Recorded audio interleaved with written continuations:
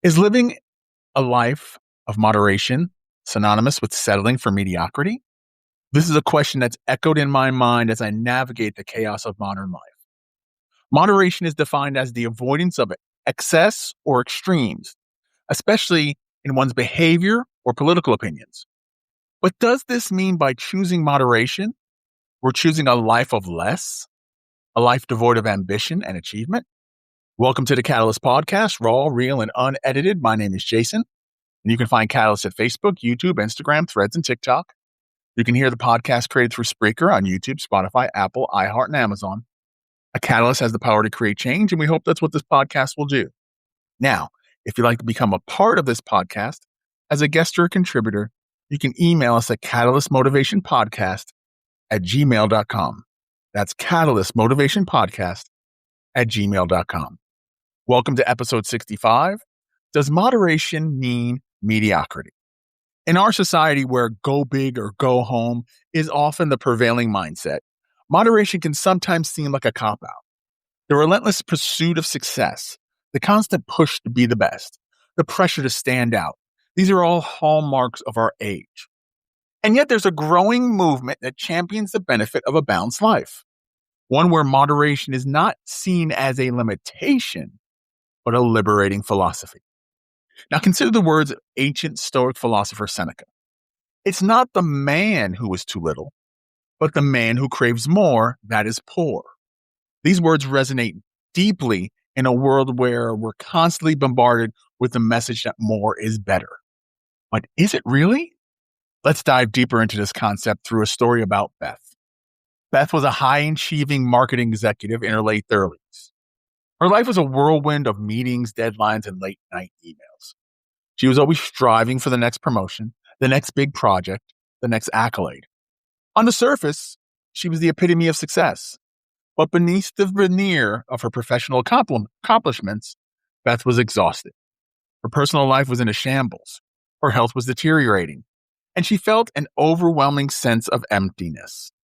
One Friday evening, after another grueling week of work, Beth found herself scrolling through social media. She stumbled upon a quote by modern-day Stoic Ryan Holiday. If you seek tranquility, do less. Or, more accurately, do what's essential, what the logos of social being requires, and the requisite ways, which brings a double satisfaction, to do less better. Well, these words struck a chord with Beth. She realized that in her quest for more, she lost sight of what was truly important. She was focused on her career that she had neglected her health, her relationships, and her own well-being. Determined to make a change, Beth decided to embrace moderation. She started setting boundaries at work, refusing to answer emails after 7 p.m., and taking her full lunch break every day. How many of us do that? How many of us actually take a full lunch break? How many times are we interrupted during our lunch, right? Or how many times do we go after that late night email, right? But this is what she did. She made time for regular exercise, started cooking healthy meals, and reconnected with her friends and family. She even took up painting, a hobby that she abandoned years ago. Now, at first, Beth was worried that this new approach would hinder her career. But to her surprise, the opposite happened. She found that by focusing on what truly mattered, she was more productive and creative at work. Her relationships flourished. She felt a newfound sense of peace and fulfillment. Now, Beth's story is a testament to the power of moderation. It shows that living a balanced life doesn't mean settling for mediocrity. Instead, means prioritizing what's truly important and letting go of the excess that weighs on us. In the words of Marcus Aurelius, very little is needed to make a happy life. It's all within yourself, in your way of thinking. The modern Stoic approach is about doing less for the sake of doing less. It's about doing what matters most and doing it well. In today's fast-paced world, it's easy to get caught up in the pursuit of more.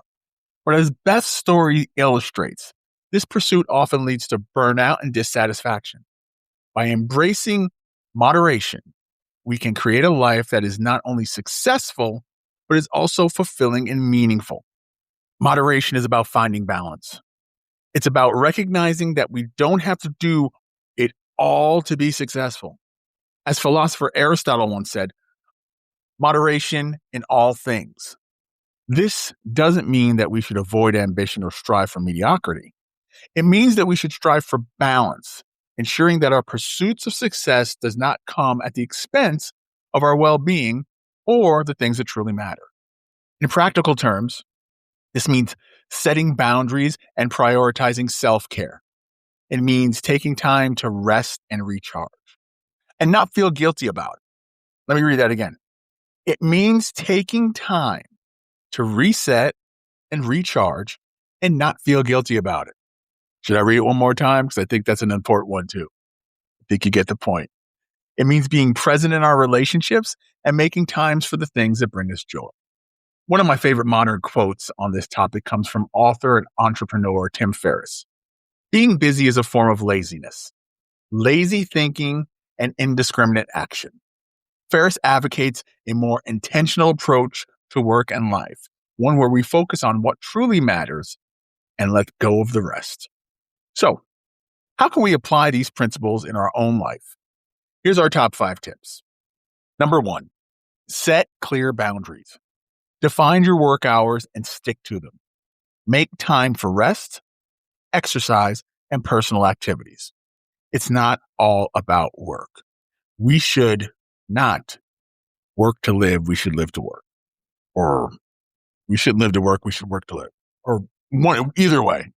I had a George W. Bush moment right there. Second one, prioritize self-care. Take care of your physical and mental health. This might mean regular exercise, eating healthy, meditation, or simply taking time to relax and unwind. Focus on what matters. Number 3, identify your core values and priorities. Focus your time and energy on the things that align with these values and let go of the rest. Our 4th tip is practice mindfulness. You hear us say this a lot. Be present in the moment and appreciate the simple pleasures in life. This can help reduce stress and increase overall happiness. Go outside and be present. Be present with nature, whether it's a lake, a beach, a forest, park, anywhere where you can be with nature and just be still and present in the moment. The 5th one is embrace imperfection. Accept that you can't do it all. And you know what? That's okay. Strive for progress, not perfection. Moderation does not mean mediocrity. It means living a balanced, intentional life where we can focus on what truly matters and let go of the rest. By embracing moderation, we can achieve true success and fulfillment without the burnout and dissatisfaction that often comes with the relentless pursuit of more. Remember, the key to a happy, successful life is not doing more, but in doing what matters most and doing it well. So take a step back, reassess your priorities, and embrace the power of moderation. Now, before we go, here is our takeaway task. Fun little challenge for you. For next week, try finding balance between work and play, exercise and rest, and solitude and connection. See how it affects your mood, productivity, and overall well-being. And let us know if it worked or not for you. You can email us here at catalystmotivationpodcast@gmail.com, and we look forward to hearing back from you.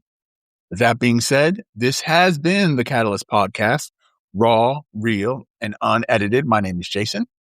You can find Catalyst at Facebook, YouTube, Instagram, Threads, and TikTok. You can hear the podcast created through Spreaker on YouTube, Spotify, Apple, iHeart, and Amazon. A catalyst has the power to create change, and we hope that's what this podcast will do. Again, if you'd like to be a part of this podcast as a guest or contributor, or let us know how your challenge went, you can email us at catalystmotivationpodcast@gmail.com. That's catalystmotivationpodcast@gmail.com. Before we leave, I'd like to take a chance to say thank you to all of our listeners, as we are continuing on here, again, this is going to be our 65th episode. We started in August of 2023, and slowly but surely being able to reach out and hopefully help people along the way in their journey. We don't have all the answers, but we try to do what we can. Hopefully the stories that we've told, the stories about my journey with cancer and some of the other stories that we've brought to you have helped you. And we hope to continue to do that as we move forward with the rest of this year, moving into the rest of 2024 and getting into 2025, and looking forward to year number 2, moving into year number 3. So again, thank you so much. We appreciate you. Shout outs to Mary. Shout outs to Lisa. Shout outs to Julie. Shout outs to Kathy. Thank you so much for sending messages of encouragement. We really appreciate it. And thank you so much for listening to the Catalyst Podcast. This is episode 65, Moderation or Mediocrity. Thank you so much for listening. We'll see you next time for episode 66. This is Jason saying, go be great.